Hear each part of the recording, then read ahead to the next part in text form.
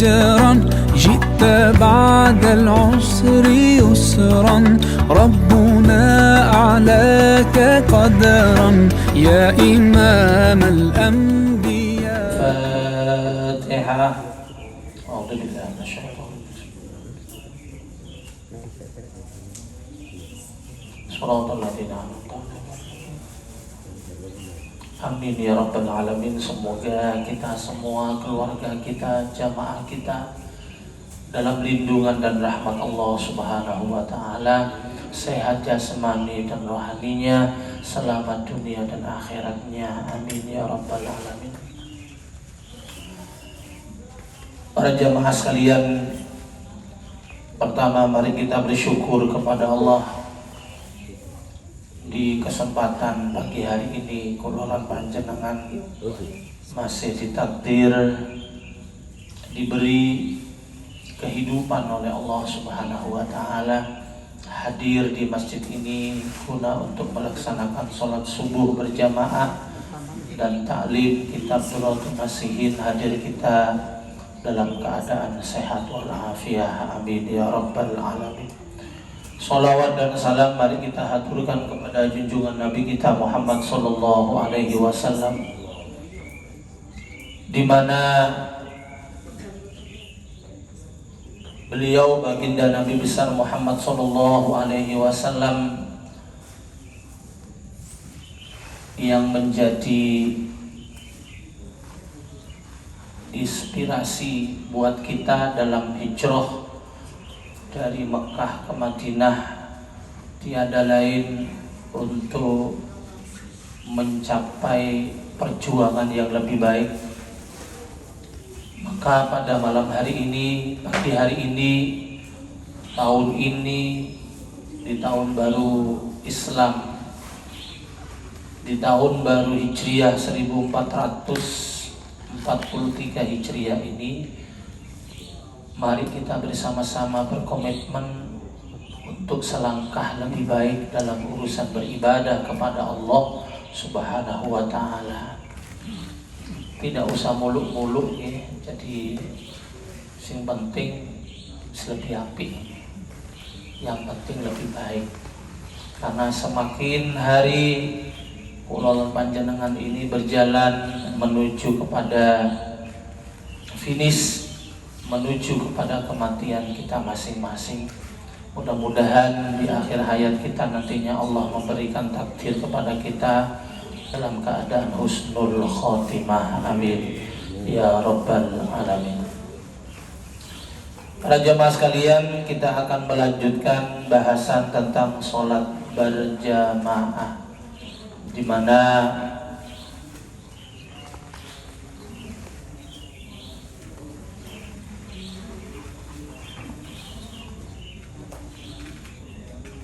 Nabi besar Muhammad sallallahu alaihi wasallam qala, andika sapa Kanjeng Nabi, wa fil khabar anin Nabi sallallahu alaihi wasallam annahu satuhune Kanjeng Nabi qala iku ngendika sapa Kanjeng Nabi, idza kana tetakalane ana apa yaumul qiyamati, dino kiamat, yahsurullah mongko ngumpulaken sapa Allah kauman ing kaum, wujuhuhum utawi pira-pira raine atau wajahe kaum iku mau iku kal kawakibi, terang koyok pira-pira lintang. Jadi besok pada hari kiamat, bicara kiamat ini enten pinten, Pak? Ada dua nggih.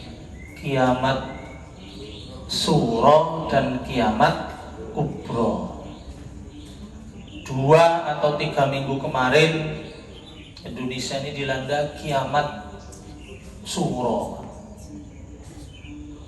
Jadi kematian demi kematian datang silih berganti, tak terbendung.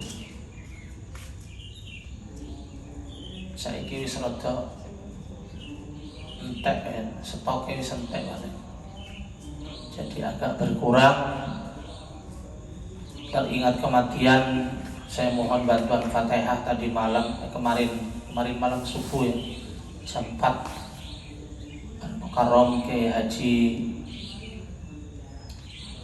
Agus Danialin, putra daripada Kiai Haji Minanur Rahman, cucu daripada Kiai Haji Muhammad Usman Alis Haki, menantu daripada Kiai Haji Abdul Karim Watu Congol di Magelang, Pak, itu wafat masih muda beliau, mungkin seumuran Ustaz Khairul Anam ini. Mudah-mudahan beliau dalam surganya Allah Subhanahu wa taala.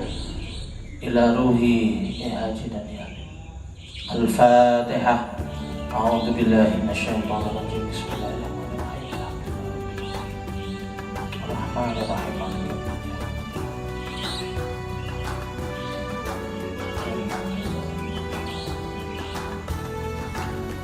Jadi kiamat suro berupa kematian, dan insya Allah kula lan panjenengan sedaya akan mengalami yang namanya kiamat suro.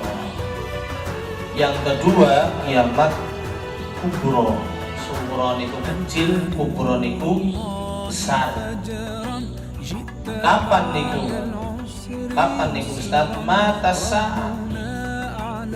Kalau berbicara tentang kapan kiamat, insya Allah kula lan panjenengan boten menangi Pak. Alhamdulillah. Sampai menangi Pak. Ya wis miniatur walaupun tidak pas.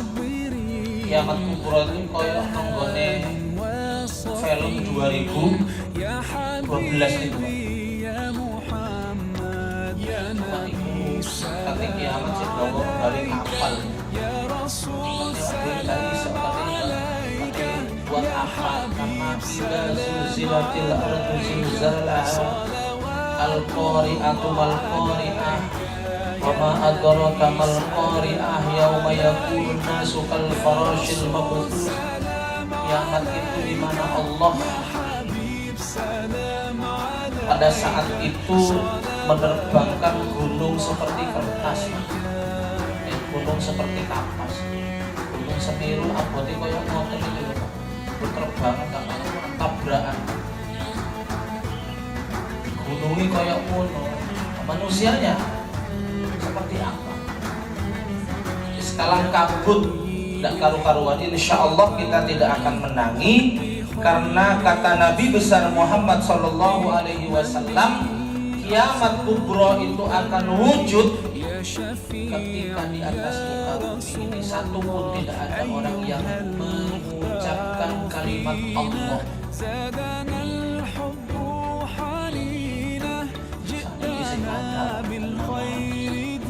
Cuma tanda-tandanya sudah ada.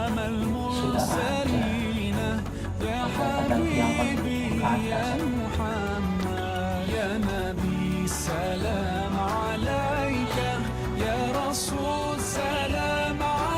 Kiamat kubro.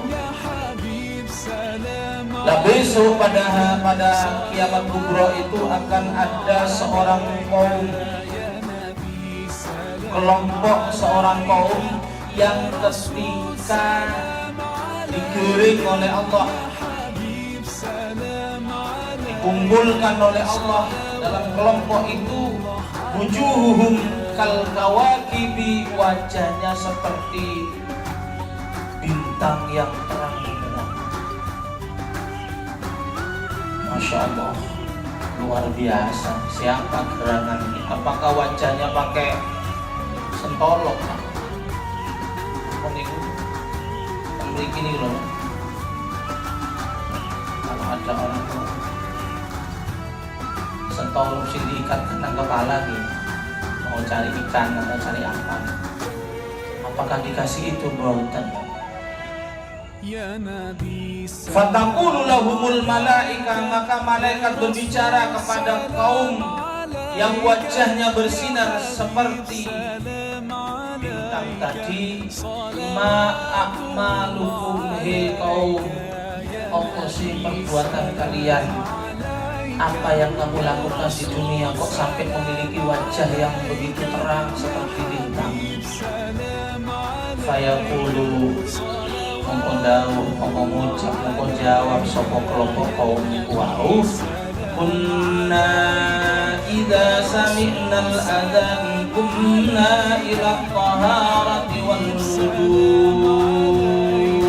Siji malaikat iki duwe wajah yang terang benderang seperti bintang seperti ini.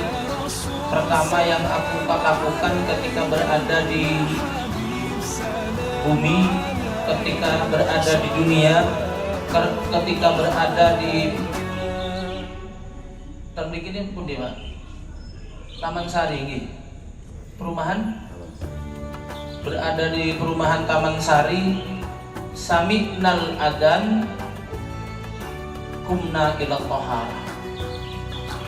Ketika aku mendengar adzan langsung bangun, terus langsung mandi. Insya Allah ini kita termasuk panjenengan sedaya nih ya, cuma adus mau nggak mau.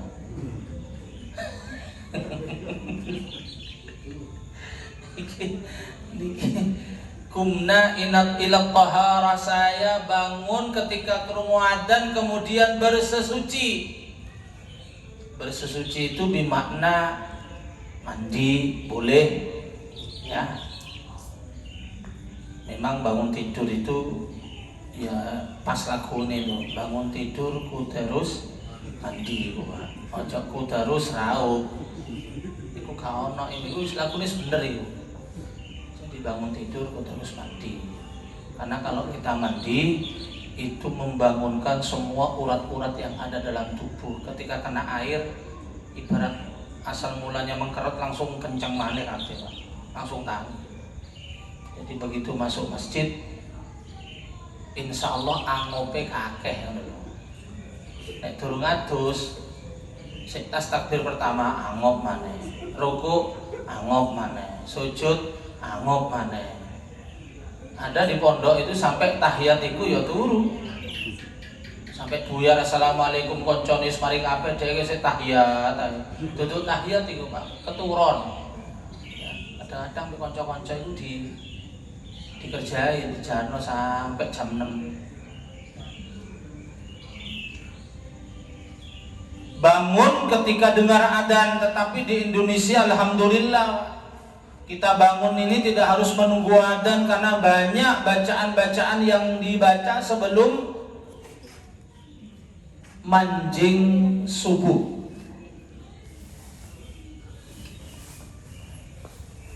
Nek mriki mungkin masih memuliakan, menghormati tetangga kanan kirinya masjid sehingga nggak ada mawiti ingsun disetel teng mriki Pak. Hah? Mboten nggih. Enggak disetel. Nek di luar sana itu disetel. Jadi wong sing gak seneng ngono mangkel atine. Wayahe turu subuh ae setel. Nek sing mangkel maneh Pak. Bengi-bengi nyelinap nang nggone sone masjid dicolongi radione. Itu pernah terjadi di Tambak Mayor di tempat saya. Radionya hilang. Bukan kepingin dijual, diambil duitnya, bukan. Memang karena jengkel. Karena ada salah satu takmir bukan waktunya nyetel, setel jam 3 nya nyetel Al-Quran Bang. Jam 3 ya. Yang disetel itu ya Murattal Syekh Abdurrahman As-Sudaisi dan kori-kori Mesir itu. Jadi 1 jam dorong ngawiti ingsun disetel. Kita kan nggak tahu di masyarakat itu baru datang jam 2, mungkin ada yang capek baru datang mau tidur dan lain sebagainya, sehingga mengganggu. Kita pun harus bisa menghormati.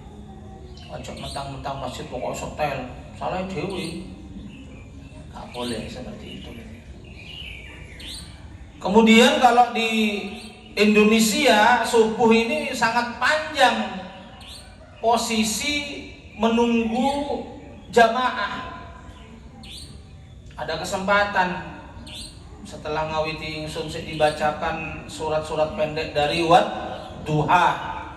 Mari ngono dilanjut dengan tarhim. Salatu wassalamu alaik. Tarhim. Tapi ngono yo guru ono sing budal, Pak. Entah ini. Baru nanti adzan budal kabeh. Padahal yang paling bagus itu nunggu adzan di dalam masjid. Nah, ini kita harus hijrah, Pak. Makna hijrah itu di sini 1442 Hijriah awak dhewe nunggu adzan nang omah. Saiki 1443 Hijriah nunggu adzan nang masjid. Berarti ada perbaikan satu langkah. Ada perbaikan lebih baik dibandingkan tahun yang kemarin. Ojo sampai podo, jangan sampai sama. Nek jari wong Madura jangan sampai padeh. Apa padeh iki? Ya podo. Podo niku ya padeh. Ojo sampai podo. Kenapa? Karena kalau sama masuk kategori sabda Nabi, "Mangkana yaumuhu misla amsihi fahuwa khasir." Ketika ada orang hidup di dunia, hari ini, bulan ini, minggu ini, tahun ini sama dengan yang kemarin, fahuwa rabihun, fahuwa khasirun. Orang itu termasuk orang yang rugi, Pak. Wingi subuh, wingi sholat subuh, saiki sholat subuh. Podo asline, podo sholate. Ngono iki lho dianggap rugi oleh baginda Nabi besar Muhammad sallallahu alaihi wasallam. Coba kula tangleten jenengan, ruginya di mana, Pak? Podo, ruginya di mana ini? Ruginya pada posisi waktu. Waktu terus berjalan, amal gak nambah, podo amale. Sementara umur kita semakin mendekat kepada kematian. Kemarin masih 10 tahun, sekarang 10 tahun lebih 1 hari. Jadi rugi di waktu, Pak. Semakin mendekati kematian, kok amali gak bertambah. Ya, sama dengan orang yang kulaan jualan ke pasar, hari ini dapat 10.000, kemarin dapat 10.000, podo aslinya. Rugi waktu. Waktu ini berjalan dilewati tanpa ada keuntungan. Jadi mari momentum Hijriah ini kita harus berkomitmen karena masjidnya sudah bagus, fasilitasnya sudah oke, kemudian majelis taklimnya sudah jalan, kemudian ilmu yang kita pelajari bersama ini akan menjadi ilmu yang manfaat ketika kita amalkan. Minimal monggo biasakan, kalau memang tidak ada kesibukan di rumah, kalau memang tidak ada udzur, nunggu adzan di masjid. Nunggu adzan di masjid. Saya baru tahu Mas Hamzah adzan iku mau. Wah, enak suaranya. Loh iya, enak. Iki nek dipoles, Mak. Dipoles. Ono alate cara moles, Mas Hamzah. Ono cara. Dipoles di opo? Nek kayu dipoles ono polesane. Ono dipoles masuk dalam tahsin li qiraatil Quran, seperti Ustazah Juwairiyah dulu ikut di Kemayoran saya. Sajane suaraku gak enak biyen, Pak. Ya, kemudian digosok mbek tempelas itu. Nang Kemayoran Ustaz diajari ilmu qiraah, ya diajar, akhirnya jadi bagus. Tahu nada itu jadi tahu kita gitu. Itu bagus sadarnya itu, Masya Allah, luar biasa. Itu digaji pun jangan setia.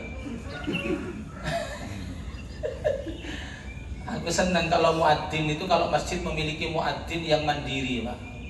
Wis kok sama kon wong liya. Iki apa iki calon-calon muadzin iki, Pak? calon-calon muadzin yang punya modal suara. Kada sedaya suara nggih. Duwe, Pak. Nek gak disoro gak oleh adzan, Pak. Lah ya bisu. Ngoten ya gak iso. Sing duwe suara iku adzan. Kadang-kadang orang malu tampil adzan di masjid. Tapi ketika ada ulang tahun 17 Agustus, lomba nyanyi, disik-disikan. Dipakani suarane enak Bapak Ibu lah. Mending Pak nek ana lomba karaoke. Didata. Sopo suarane sing enak, mari ngomong adzan nang masjid. Iya, itu penting. Nggih Pak RT nggih. Penting Pak RT nggih. Karena kalau dilatih adzan di sini nggak mungkin mau. Itu seperti itu. Jadi minimal nunggu adzan di masjid. Dan ini hadisnya, kunna idza saminal adzan kumna ila taharah, langsung bersesuci, mandi, kemudian wal wudu'i, dan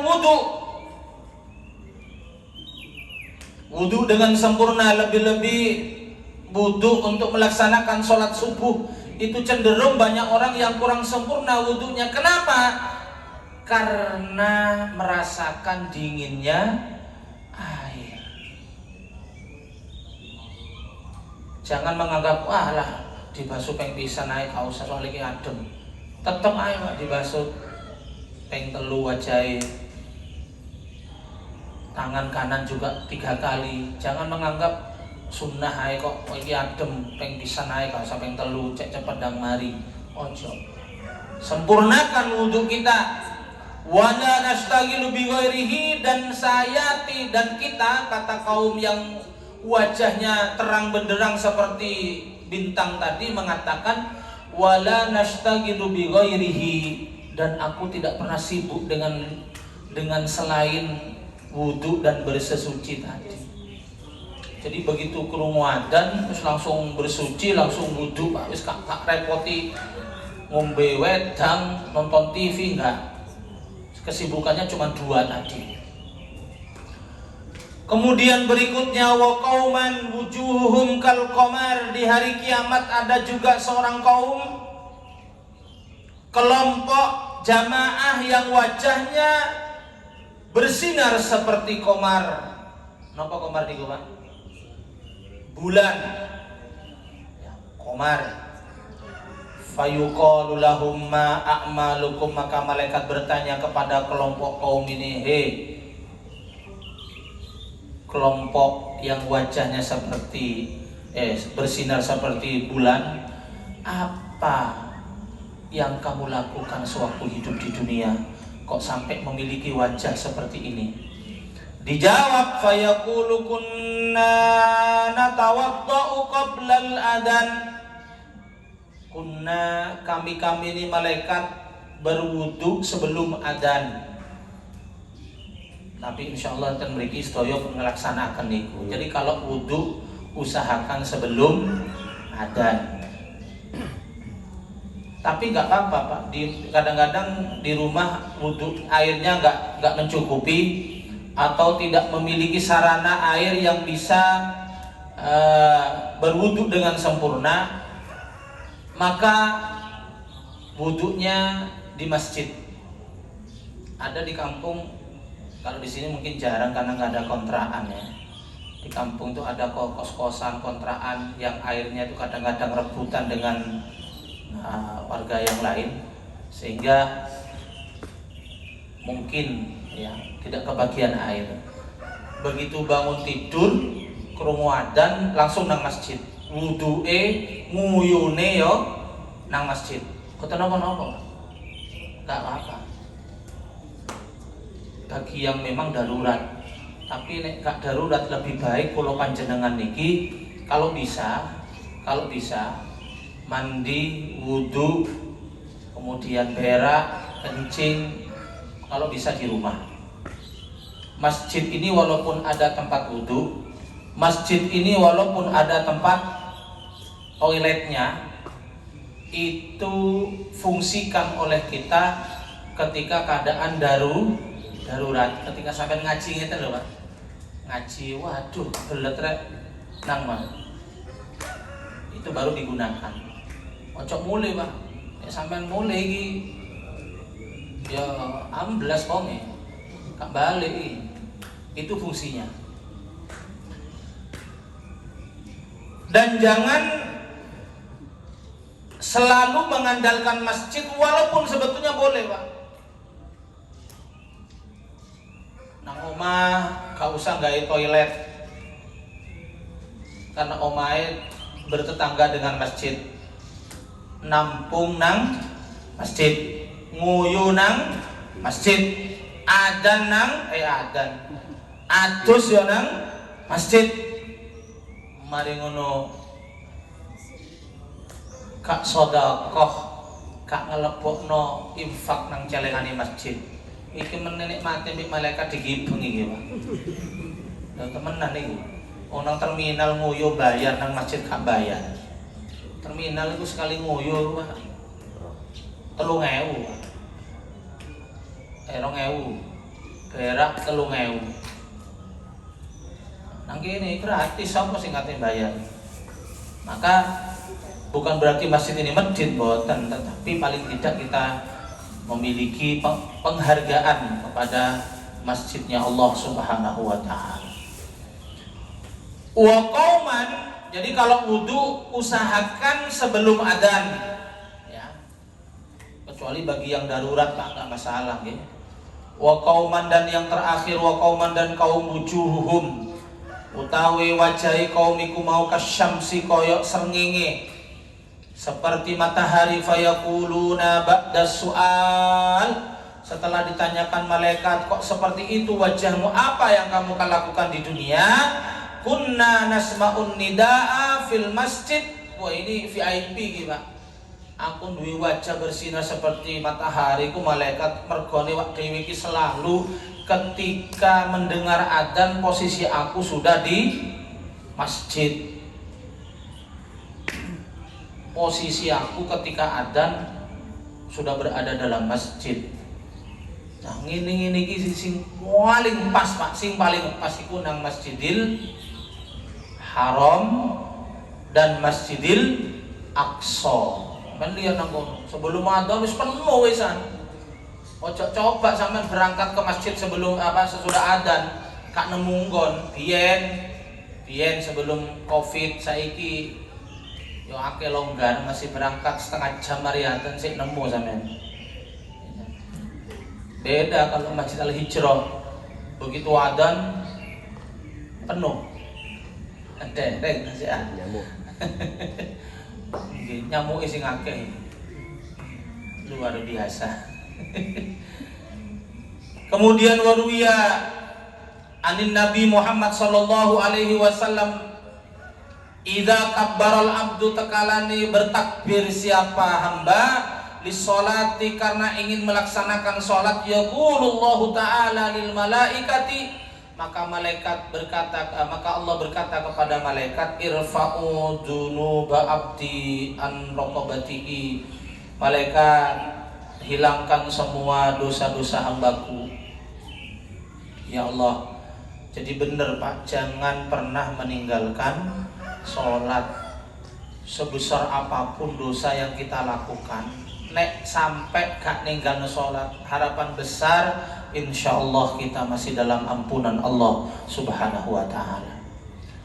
Seringkali kita melaksanakan sholat itu merasa berat. Karena sholat itu diposisikan sebagai kewajiban, walaupun memang secara syariat kewajiban. Tapi rubahlah posisi sholat itu sebagai pertemuan dengan Allah, pertemuan dengan zat yang kita cintai, zat yang telah memberi segala-galanya buat kita sekalian. Kita lahir ke muka bumi ini adalah skenario Allah. Bapak ibu itu hanya wasilah atau pelantaraan. Yang menjamin rezeki kita adalah Allah. Kalau hari ini kita masih hidup, sementara teman-teman kita yang lain seiman, seagama, sebangsa, setanah air, banyak yang tidak lolos dari ujian Covid alias mati, maka bersyukurlah. Maka ketika kemarin saya kedatangan Kiai Kiai Haji Husain Yasin sama Kiai Haji Mahfud Mukti di rumah Pak.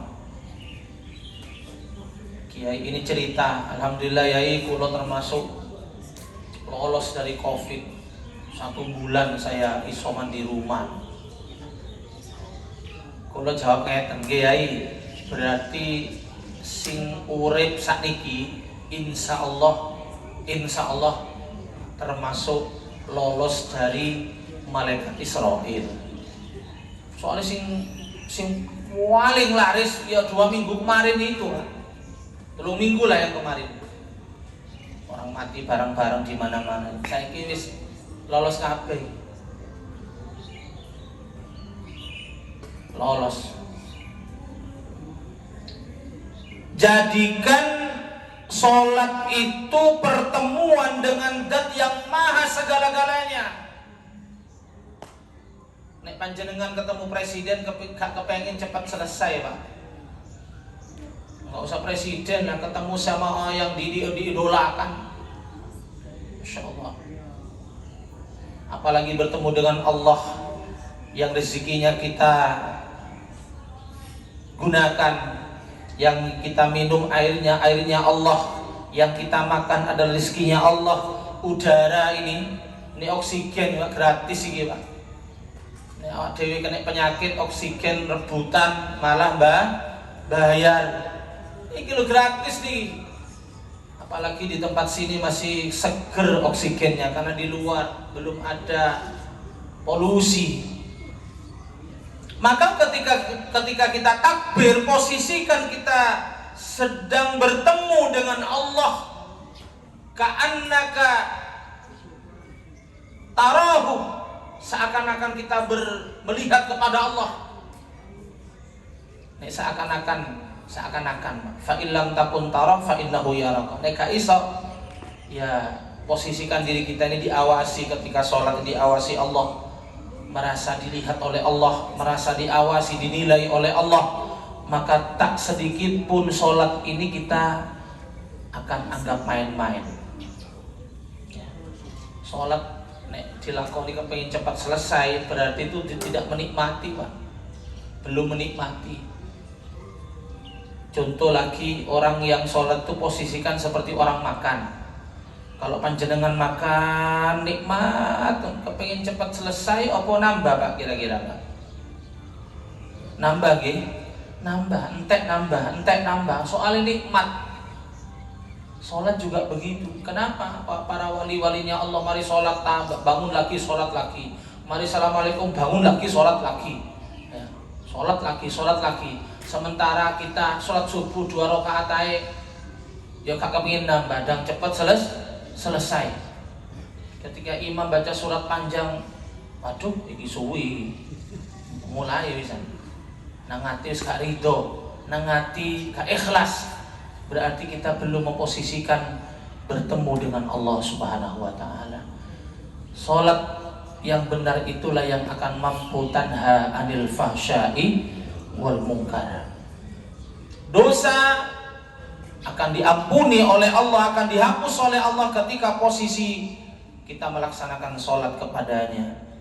Hatta ya'budani tahiran fatakhudul malaikatud dunuba kullaha, sampai ketika hambaku sujud maka seluruh dosa-dosanya diambil oleh malaikat.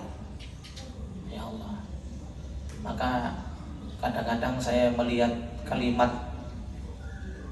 bagus itu, entah itu di WA, di Facebook atau apapun ya.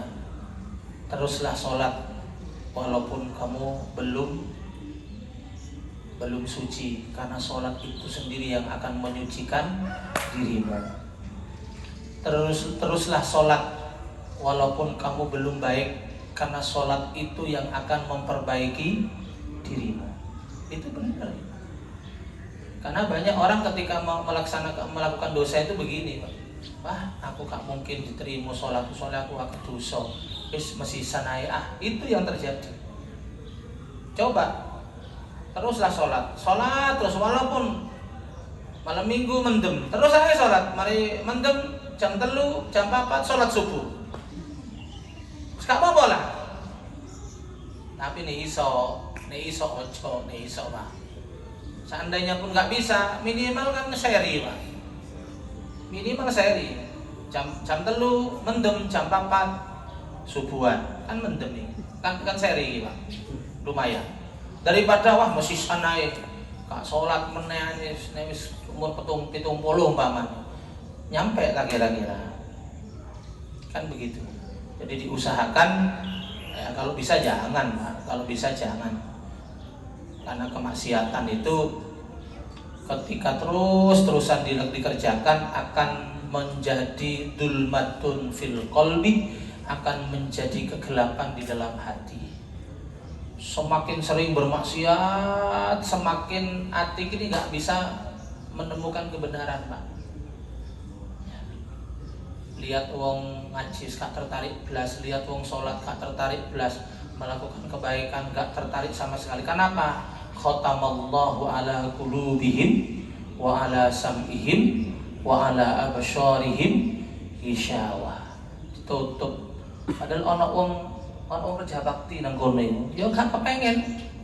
Wis jan wae. Aku mesisan ireng wis. Ada yang seperti itu karena sudah ditutup oleh Allah. Nah, yang baik bagaimana? Maka momentum hijriyah seperti ini, kenapa ada tahun baru Islam itu watilkal ayyamu nudawiluha bainan nas. Allah memutar kehidupan di dunia ini tujuannya supaya ada peringatan-peringatan yang ketika orang itu ingat akan kembali lagi kepada Allah. Kadang-kadang orang itu sadar ketika Muharram. Ada orang itu sadar berhenti dari maksiat ketika Ramadan itu masuk. Ada orang itu berhenti dari kemaksiatannya ketika Idul Fitri Pak. Ya. Dan masih banyak momentum-momentum termasuk musibah. Ketika istrinya sakit, kemudian menjadi dirinya sadar. Ketika anaknya sakit, kemudian menjadikan dirinya sadar, kembali kepada Allah Subhanahu wa Ta'ala. Dan yang paling besar, pelajaran peringatan yang paling besar dari Allah adalah kematian. Kafa bil mauti wa'idha. Cukuplah kematian itu sebagai peringatan atau pelajaran atau nasihat yang paling besar. Ya rek, tonggoku ingin mati. Pas aku terus-terusan ngene, pas meneh aku mati ya opo? Akhirnya sadar. Ya, sadar. Maka bersyukurlah kalau kita masih memiliki hati yang masih hidup ketika diperingatkan dengan bermacam-macam peringatan dari Allah, menjadi ingat kepada Allah dan sadar kembali kepada Allah Subhanahu wa Ta'ala. Fa idza faza'al abdu minas salat, ketika hamba itu selesai melaksanakan salat, taqulu, maka matur sapa malaikat, ya Rabbana anaiduha, ya Rabbana, ya Allah, apakah saya akan mengembalikan dosa-dosa hambaku? Jadi ketika takbir Pak, Allahu Akbar, dosa-dosa kita ini diambil oleh malaikat Pak. Dosanya sedikit diambil oleh malaikat, dicabut. Lah ketika sholat itu selesai, malaikat ini bertanya kepada Allah, ya Allah, dosanya hamba yang sholat ini tadi kan saya ambil atas perintah panjenengan, saya akan angkat dosanya atas perintah panjenengan.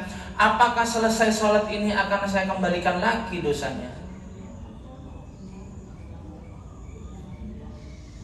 Apa jawabannya Allah? Fayaqulullahu ta'ala, ya malaikati la yaliku bikarami illal afu qad ghafartu khotayahu. Malaikat, dengan kemuliaanku aku tidak pantas mengembalikan dosa-dosanya hambaku. Yang pantas adalah aku akan memberikan ampunan kepada dirinya. Jadi alhamdulillah Pak, sholat ini kafar, sholat ini pelebur dosa-dosa kita. Maka bersyukurlah kalau kita masih ditakdir memiliki iman dan takwa yang kuat, sehingga ketika adzan tiba kita sholat, entah itu di rumah, syukur-syukur sholat berjamaah. Karena orang yang sholat berjamaah 99,99%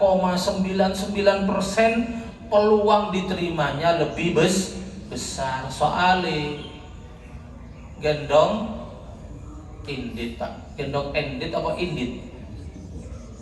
Nek aku gak keterima, mungkin sampean diterima kabeh. Mungkin aku gak terima, sing adzan gak diterima, mungkin sing tukang ngepel masjid sholat diterima kabeh Pak. Mergone sholat berjamaah itu tadi.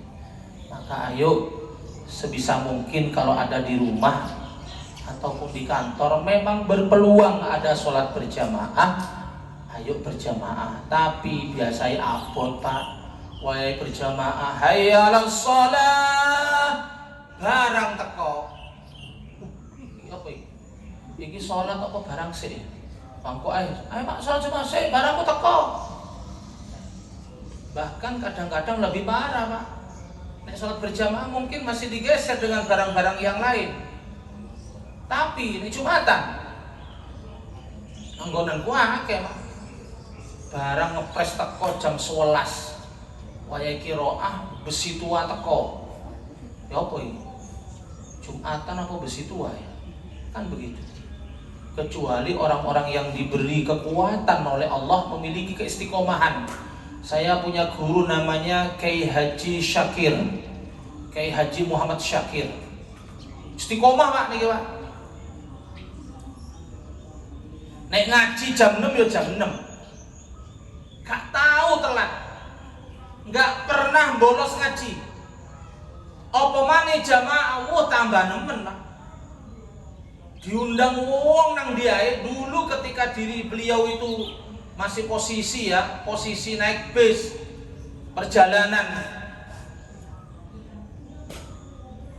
dari Surabaya ke Sampang naik bis Akas.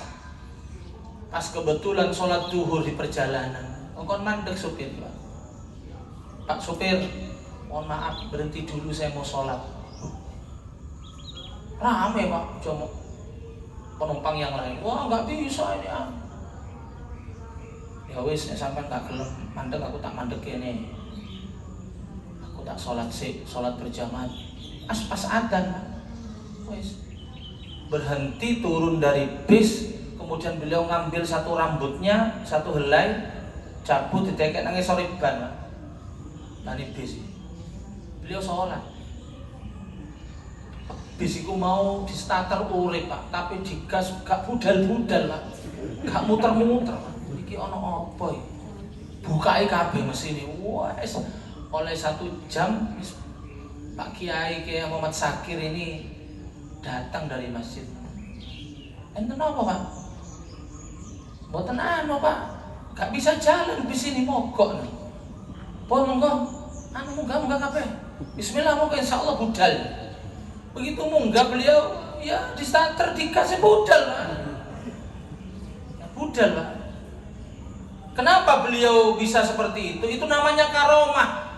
Karomah itu berangkat dari istiqomah Pak. Seperti yang dapat emas di Olimpiade kemarin. Kenapa dapat emas? Dapat karomah, dapat kemuliaan 5 miliar hadiahnya. Karena istiqomah latihan akhirnya menang Pak. Itu begitu. Gak tahu latihan jaluk karomah, gak tahu sholat berjamaah jaluk karomah. Ya coba aja gitu. Ya gak usah nang bis nang jopo. Sepeda wong sampai kayak rambutnya sampean. Iso budal kok gak sepeda gitu. Angel Pak. Gitu. Karena apa? Karena kita nggak memiliki keistiqomahan. Ya, kadang-kadang sholat berjamaah, kadang-kadang tidak.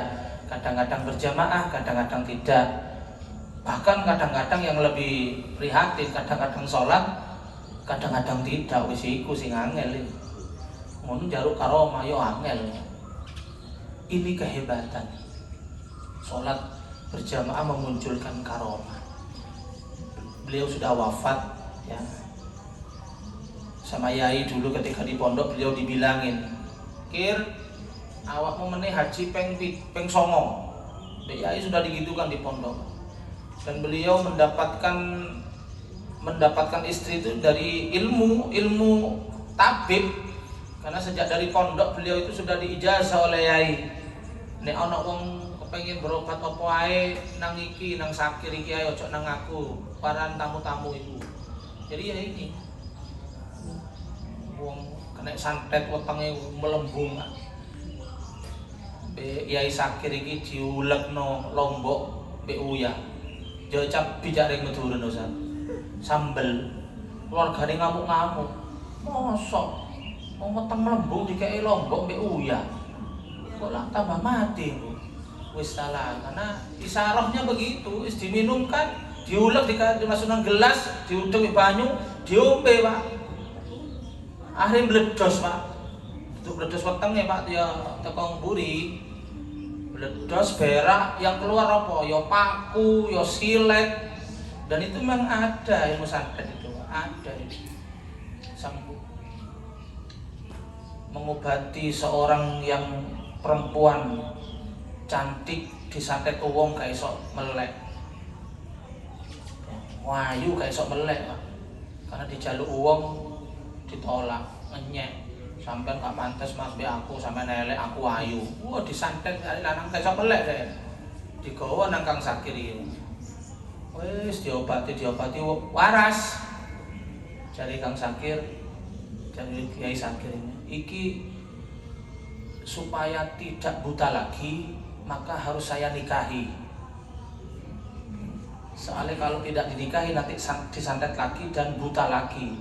Akhirnya dinikahi Pak. Yang buat akal-akalan ya karo. Sing penting kan oleh bojo ayu ngono lho Pak. Dia anak songo sampai saiki. Tapi wong yo wafat pisan. Kiai Sakir wafat. Yang memberi petunjuk terhadap rumah yang saya tempati sekarang beliau. Yai mau beli rumah. Oh rumah ini madep ngidul ya mau. Nggih Yai. Wis api. Aku meneh teko rono. Datang ke rumah. Wis di woco-woco dicukuki kabeh dibuang nang laut. Ada ajimat-ajimat yang enggak logis yang dipasang oleh penghuni sebelumnya. Ono kukune wong mati barang Pak nang omahku yo Pak. Dari penghuni sebelumnya itu. Ya beliau yang memilih semua. Karena memang serem, nggak ada yang mau membeli rumah yang saya tempati sekarang karena tiap malam ada bayi nangis Pak. Tiap malam itu. Tapi sekarang udah 10 tahun nggak ada apa-apa saya tempati. Jadi itu para jamaah sekalian, usahakan ayo kita istiqomah berjamaah sebisa mungkin. Kalau memang ada waktu di rumah, monggo ya, syukur-syukur bisa menjadi pelopor Pak. Napa pelopor niku? Muadzin. Ya, di samping dia sholat berjamaah, mendatangkan orang untuk sholat berjamaah. Hayyalas sholat. Gara-gara muadzin iki wong teko kabeh, wah dapat pahala double itu. Tidak hanya dapat pahalanya sholat, tapi dapat bagian pahala dari orang-orang yang ikut sholat karena dengar adanya dia. Maka bersyukur sing tadi muadzin ya, bantulah masjid ini, makmurkan masjid ini dengan suaranya. Yang punya harta dengan hartanya, yang punya tenaga dengan tenaganya. Para jamaah, mungkin itu yang dapat kita kaji pada pagi hari ini. Semoga Allah memberikan ilmu yang bermanfaat buat kita sekalian, amin. Dan mudah-mudahan kita semua dalam lindungan Allah, diberikan rumah tangga yang sakinah mawaddah warahmah, diberikan keturunan yang soleh dan solehah, dijauhkan dari musibah, bencana, bala dan penyakit. Yang sakit semoga disembuhkan oleh Allah Subhanahu wa ta'ala. Dilancarkan rezeki kita, barokah rezeki kita, ditakdir bisa menunaikan ibadah haji dan umroh kelak dimanapun kita meninggal dunia. Semoga ala husnil khotimah, amin ya rabbal alamin. Al-Fatihah. A'udzubillahi minasyaitonir rajim. Ar-Rahmanir-Rahim, Maliki yaumiddin. Shiratal ladzina an'amta 'alaihim. Kurang dan lebihnya mohon maaf. Assalamualaikum warahmatullahi wabarakatuh. Ya Nabi, salam alaik. عليك يا رسول سلام عليك يا حبيب سلام عليك